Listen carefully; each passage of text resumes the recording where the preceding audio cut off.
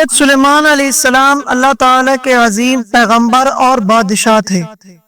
آپ حضرت داؤد علیہ السلام کے بیٹے تھے اور بنی اسرائیل کی طرف بھیجے گئے۔ اللہ تعالیٰ نے حضرت سلیمان علیہ السلام کو بے شمار معجزات اور حکمت عطا فرمائی، جن میں سے چند نمایاں نکات اس ویڈیو میں موجود ہیں۔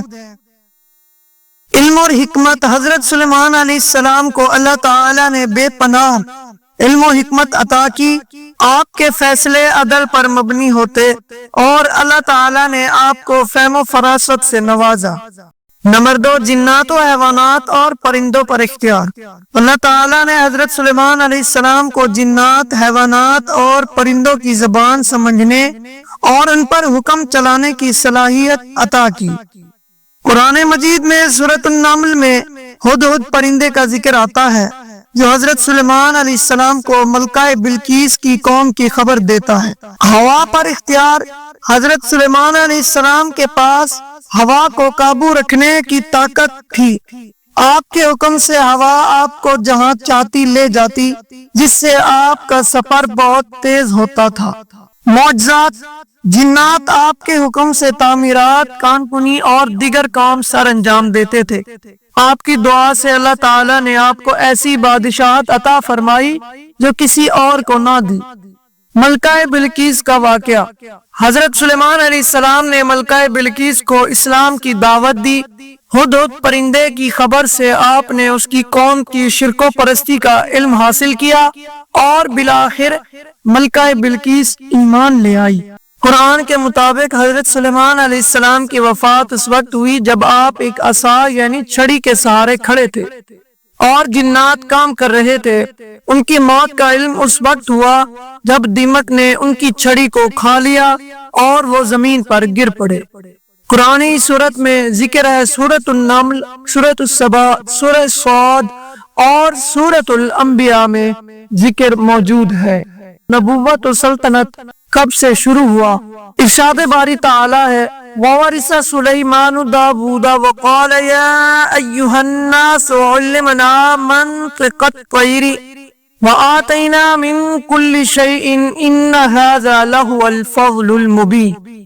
سورۃ النمل میں آیات موجود ہے۔ اور سلیمان علیہ السلام داؤد علیہ السلام کا جانشین ہوا اور کہا، اے لوگو، ہمیں پرندوں کی بولی سکھائی گئی اور ہر چیز میں ہم کو عطا ہوا، بے شک یہی ظاہر فضل ہے۔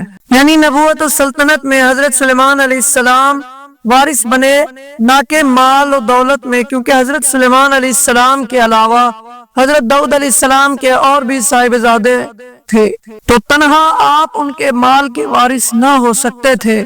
ایک حدیث میں آتا ہے، جسے اکثر صحابہ کرام علیہم الرضوان نے ذکر کیا ہے، کہ حضور اکرم صلی اللہ تعالی علیہ وسلم نے ارشاد فرمایا کہ ہم جو ترکہ چھوڑتے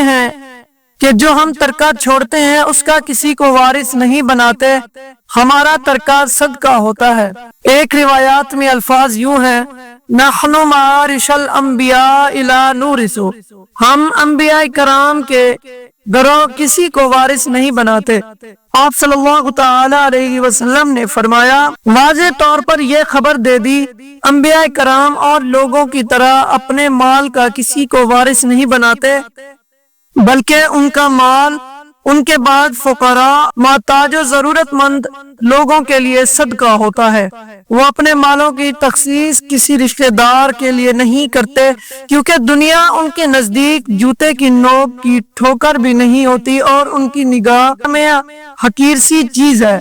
اور جس طرح اس ذات کا کبریا کے نزدیک دنیا کی کوئی حیثیت نہیں، جس نے انہیں انبیاء کو مبعوث فرمایا، انہیں منتخب فرمایا اور انہیں فضیلت و ظرافت سے نوازا۔